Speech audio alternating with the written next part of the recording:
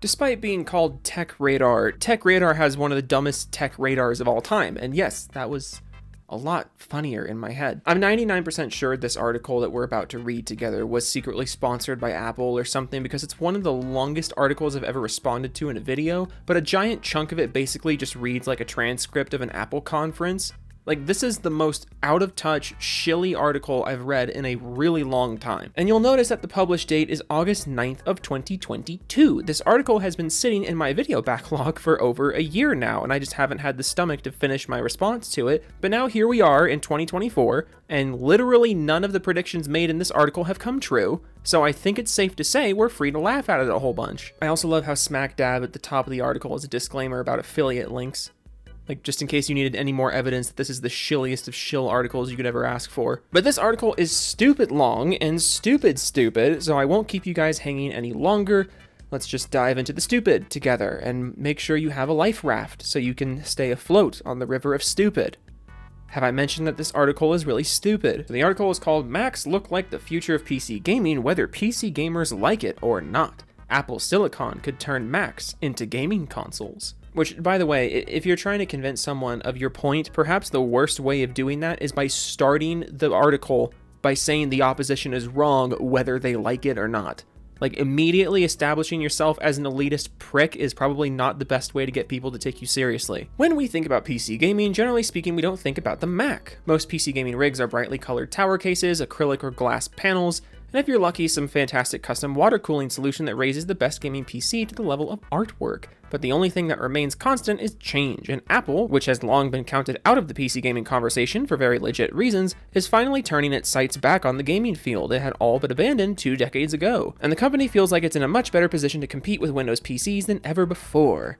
Yeah, because when I think of companies that love change and innovation and shaking things up, I think of modern Apple, the company that releases basically the same product over and over again for thousands of dollars. The company that only really changes in negative ways, making their products more expensive for basically no reason, and making the software more restrictive for basically no reason. This is the company that is still selling a $1,000 monitor stand. Like, fucking come on. The Apple cult is unreal. Like, you're literally staring down the barrel of one of the most out-of-touch and overpriced companies in the entire tech industry, a company that is completely unprepared and unfit for entering the PC gaming space, and yet you have utmost confidence in them, basically just because. All MacBooks are gaming MacBooks, Jeremy Sandmel, Apple's senior director GPU software, told me shortly after Apple's WWDC 2022 conference back in June, where he took the stage to announce No Man's Sky and Resident Evil Village would be coming to Macs as native titles, rather than post-PC launch third-party ports, and while there's a certain amount of bravado in that statement, it's also a revealing one. This article is from August of 2022. RE Village and No Man's Sky, the Mac versions of those games, are post-PC launch ports. Maybe not third-party ports, sure, but they are 100% factually post-PC launch ports. And even if they were third-party, who cares? A lot of ports are third-party, console and PC, that's just the way it be. Different studios have different expertises, and there's nothing wrong with that. Frankly, there have been several cases where the fact that the port wasn't third-party actually was detrimental to the game because the studio doing the port, or doing the PC version, wasn't as experienced with that platform. Or maybe not the PC version, maybe just any other version of the game. We also have studios like Iron Galaxy who are absolutely incompetent when it comes to PC ports, but are actually really good at making console ports. But the person writing this article doesn't actually know how any of this works. All they know is a guy cashing Apple's checks told him a thing, and therefore everything the Apple man said must be good and impressive.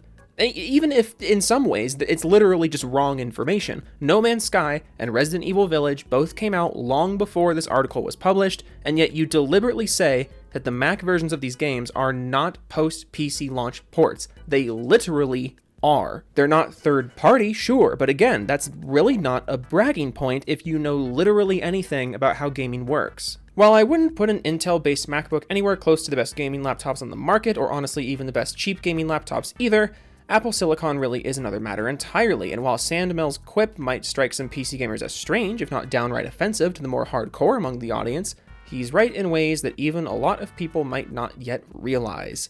Yeah, he said all MacBooks are gaming MacBooks, and he's correct that all MacBooks are gaming MacBooks in the sense that they literally are MacBooks capable of playing games, but that's really it. No one's denying that you can play games on MacBooks. That was never in question. And because of the homogenized way that MacBooks are developed and distributed, yeah, if you want to use Apple's definition of a gaming MacBooks, all MacBooks fit that criteria, but there's more to it than that. How many games are available? How much do those games cost compared to the PC version or the console version? How does Apple's App Store compare to Steam or other PC-based storefronts in terms of the games available and how they're priced? How do games run on MacBooks compared to price equivalent PCs? How customizable are Mac ports of games? Again, if all it takes for you to be impressed at gaming on a MacBook is the simple fact that you can game on a MacBook, then mission accomplished, I guess. But PC gamers care way more about how their games run, not whether or not they run at all. They care about how effectively their games and hardware can be customized, how well the games are distributed, how fairly the games and hardware pieces are priced. You're writing an article about how Mac is the future of PC gaming, and so far you've done absolutely nothing to back that up. In fact, you've kind of just done the opposite, because all you've done is raise some unfavorable comparisons between the Mac and the PC when it comes to gaming. Not that I expect you to actually realize you're doing this. PC gaming's future will not be like its present. One of the things that has struck me the most about the current state of PC gaming in the past few years is how a once exclusive hobby by choice has increasingly become an exclusive hobby by attrition. Playing the latest games with the best graphics cards and the fastest processors used to be the raison d'etre. Listen, dude, I'm white as shit. I can't read that. Consoles just couldn't match the image quality and performance of even the best budget gaming PC, and later gaming laptops brought to the table. PCs were what the truly dedicated game developers targeted for their titles, since only PCs could really give life to increasingly cinematic games like Half-Life, Crysis, Call of Duty, and other legendary PC titles. Yes, because when I think cinematic games, I think of Half-Life. But for many years now, console gaming has shifted to become the primary platform of AAA gaming, largely because too many gamers are being priced out of PC gaming by the shocking cost of the required hardware. The NVIDIA RTX 3080 Founders Edition costs $699 at MSRP, which is enough money for a gamer to buy a PS5 or Xbox Series X and a cheap 4K TV to play it on. God, that did not age well. Since this article was published, Sony has announced that the PS5 did not hit their expectations, Xbox has started going third party, and the PC has continued to prove how it is far and away the biggest market in the industry. Also, kind of comical for you to bring up the price of graphics cards here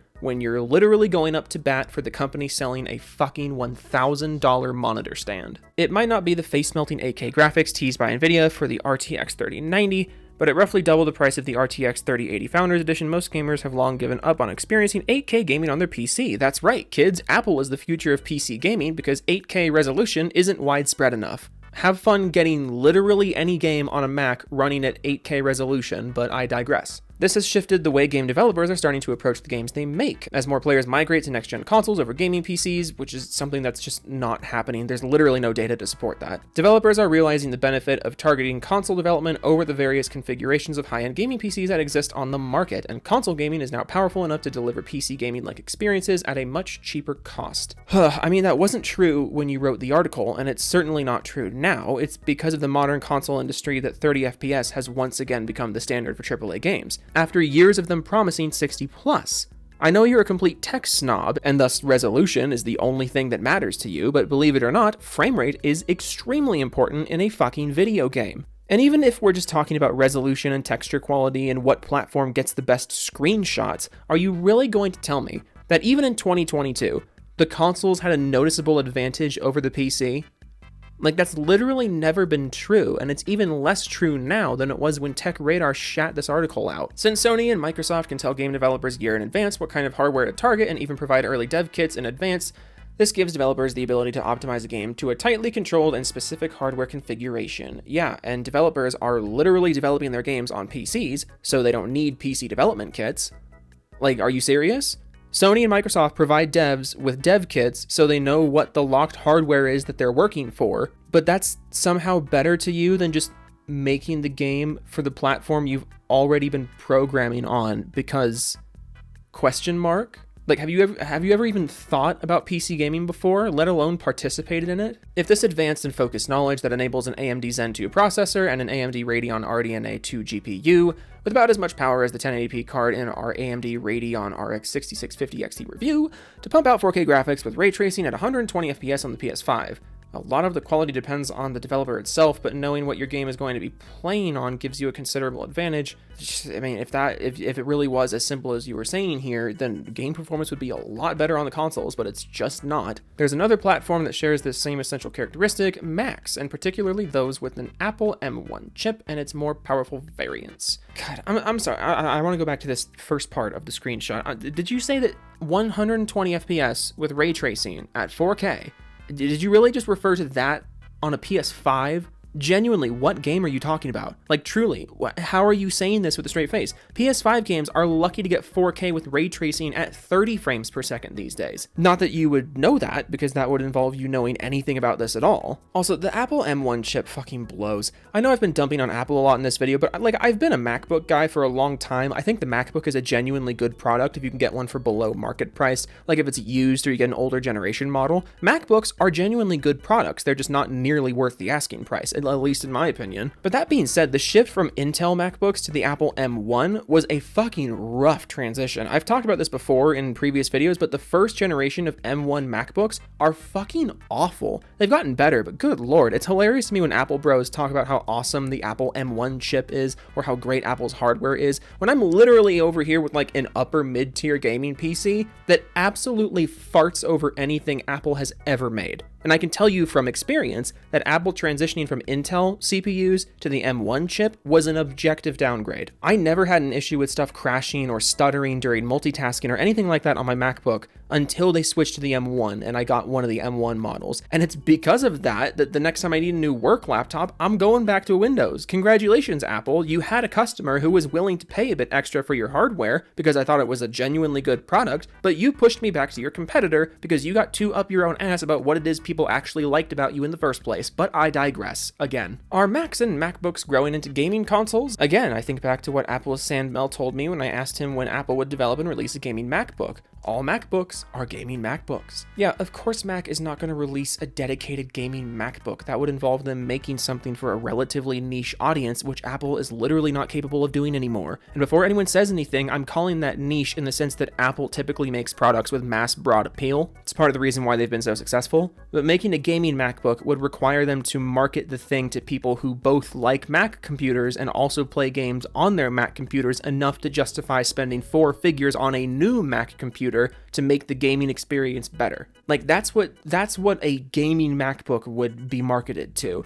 And it's not like PC gamers would be buying this thing. They already have gaming PCs. So like, as I said, it's relatively niche, and Apple is literally not capable of being relatively niche anymore. In a PC gaming landscape where so much different hardware exists, that must be accounted for. It's little wonder why developers are starting to primarily target consoles rather than developing for high-end PCs and porting to weaker consoles afterwards. That's literally not why consoles are prioritized in AAA gaming. But okay. Actually, no, not okay. Consoles are prioritized in AAA gaming because most copies of AAA games are sold on the consoles. The PC market is much bigger than the console market, and it makes a lot more money than the console market, and AAA games still make a ton of cash off the PC market. But when it comes to the majority of AAA game sales, that comes from the consoles. But also, that's been pretty drastically shifting, as evidenced by games like Helldivers 2, and Cyberpunk, and Call of Duty, and basically every Souls-like. You're absolutely going to start seeing the AAA industry shift away from hard console focus, and you're going to see a lot more money being put in AAA's gaming presence on the PC. And none of that has anything to do with anything that Apple has contributed. The release of Elden Ring earlier this year is a perfect example of a game that ran brilliantly on consoles but ran into persistent issues when running on a PC despite its more accessible requirements for major AAA launch. Making sure that as many PCs can play your game as possible is a growing bottleneck in game development made especially problematic when developers regularly face long periods of unpaid crunch time even for console releases.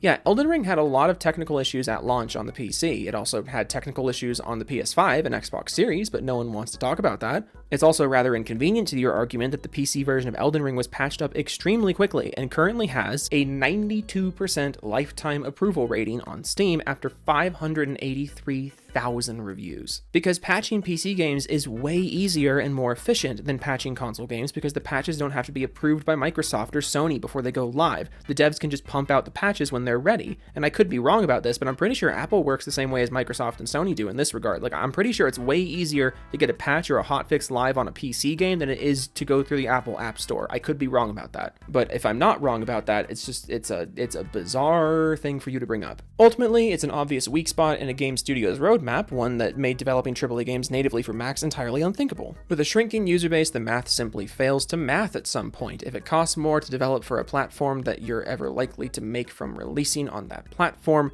you simply don't release on that platform. You know, I was actually on a Mac for a decent chunk of my growing up. My house had a PC, and then we had a Mac, and I'm talking like the eMac. The fucking eMac, baby. That thing was awesome. That thing came preloaded with Tony Hawk Pro Skater 4 for some reason. I don't even know how many hours I put into that. And being a young gamer with a Mac for a decent chunk of my upbringing instead of a PC and before we got a console, because my parents had that weird thing where they thought game consoles would be too much of a distraction, but computer games were somehow completely fine. So my sister and I played those until our parents caved and let us get consoles. But as someone in my position and my history with gaming on Macs, I gotta tell you, I never really felt that out of the loop as a kid because I had tons of awesome games to play, both AAA and not. Zoo Tycoon was on the Mac. I put a stupid amount of time into that game. Guitar Hero 3 was on the Mac, sucked up a lot of my time. All the PS2 and PS3 era Lego games were on the Mac, and that was a giant time sink when I was in like elementary school. Sure, the Mac was never as accessible as a gaming console or a gaming PC when it comes to the game selection, but it honestly wasn't that bad back when Apple used to give more of a shit. And you even said earlier in this article that Apple used to have more of a presence in the home computer gaming scene. I mean, they made a conscious decision to back out instead of leaning into it, and now they're trying to reverse course on that a bit, and you're equating that to them being able to topple the space entirely. They consciously exited the home computer gaming space, and even when they were there, they never committed as hard as the competition did.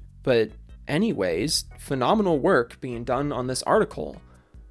Jesus Christ. With every new hardware generation adding a dozen or more additional components to account for, the cost of PC development grows, creating a diseconomy of scale for Windows PCs, from which there is no easy way out from a business perspective other than to cut bait and raise the minimum system requirements that a game will support, further locking out players from the PC gaming experience. Yeah, but you at least have the choice to do something about it. You can upgrade your hardware to improve the game performance across the board. Mac cannot do that. So this is a really weird criticism to make because it's not like the platform you are praising it has a better option. It doesn't even have any option. Meanwhile, as the price of PC gaming components continues to soar and more gamers move away from the traditional gaming rig out of necessity, again, there's just no evidence to support that's something that's widely happening. But if you say it enough times, that means it's true. The platform incentives for game developers are going to continue to shift away from high-end PC builds. Both the financial and practical incentives all point towards more predictable and simpler console configurations that allow for more time spent on optimization rather than providing the broadest base of support possible. Yes, because simplifying the hardware is all Apple has to do to be a gaming PC. That's all people want from gaming PCs, is just simpler hardware. I mean, the whole reason we play on PC in the first place is because we really like how streamlined the hardware situation is, right? No. This is a shift that Apple is well positioned to capitalize on thanks to Apple Silicon and Apple's very exacting hardware specifications. It's great, Adrian Gurney, the producer and development manager for CCP's game spacefaring MMO EVE Online, told me a few weeks ago. And then he just quotes the EVE Online dev here talking about Apple hardware. I'll throw it on screen if you really want to read it. I just think the wording is funny here because you say the dev said this to you, but you don't give any context. So we literally don't know if this was just said to you unprompted, or if you asked him about Apple hardware, or you asked him to say something nice about Macs, or if he was hallucinating and just saying it to himself. But context be damned, we gotta fit the headline. Apple is the future of PC gaming, and never mind how we came to this conclusion, just shut up and believe us. Can Apple finally capitalize on its gaming potential? Oh, also, I think it's funny that all the while in this article you've been talking about how Macs make gaming more accessible or something, like they have broader, like implying they've broader appeal. And then as your big evidence of that, you're using EVE Online, which in the grand scheme of things is a very niche game. As a lifelong Windows PC gamer, yeah, sure you are. Sure, Jan. My formative PC gaming experience was unloading the Windows 3.1 operating system with a .bat file on boot up from a floppy disk to free up 3 megabytes RAM so I could play MechWarrior 2 on PC-DOS. So don't come at me, gamers. I've been at this since you've been in diapers. There is something about Apple Silicon that feels like the future to me, whether PC gamers like it or not. I think there's something to be said about an author who insists they've been a PC gamer for that long and is definitely an authority on the subject, but then starts talking about MechWarrior 2 as if that's at all relevant to literally anything that's been said. MechWarrior 2 came out in 1995. Like, just because you're old as shit doesn't mean you actually know what you're talking about in regards to the modern gaming industry. And frankly, if you're still basing your perspective on the modern PC gaming industry, you're basing that perspective on how much fun you had with MechWarrior 2, it's really not surprising that you're this far off base with literally everything you've said. Nobody's pretending that the Mac gaming catalog doesn't have some very notable gaps, including many of the best PC games of the past several years, like Elden Ring. I thought you said Elden Ring was really technically bad and shitty. I mean, I thought Elden Ring had such big problems that you felt the need to bring it up, but now it's one of the best PC games of the last several years. Interesting how that changes. Or that it doesn't have a tendency to mix the world of mobile and PC gaming together into a hodgepodge called Apple Arcade and present it to battle-hardened PC gamers as if Shadow of the Tomb Raider and the Tomb Raider Endless Runner on iOS are kind of the same thing because they both have Lara Croft in it. Yeah, on that topic, I can't believe that some people somehow think Apple is ever going to be a hub for gamers, and I don't think Apple is really taking it seriously either, because it's not like Apple's game storefront is sending its best. You go to the App Store and look at the top paid games. Number 1 is Death Stranding, which is interesting for sure, but number 2 is a $30 version of The Sims 2. A game from 2004. Apple is unironically selling a game from 2004 for $30, and you schmucks at Tech Radar are calling them the future of PC gaming. And the best part about this $30 version of The Sims 2 is the fact that you could maybe try to justify it as being like, oh, it was never playable on the Mac. This is like a newer version of the game. But actually, no. A Mac version of The Sims 2 came out in 2005.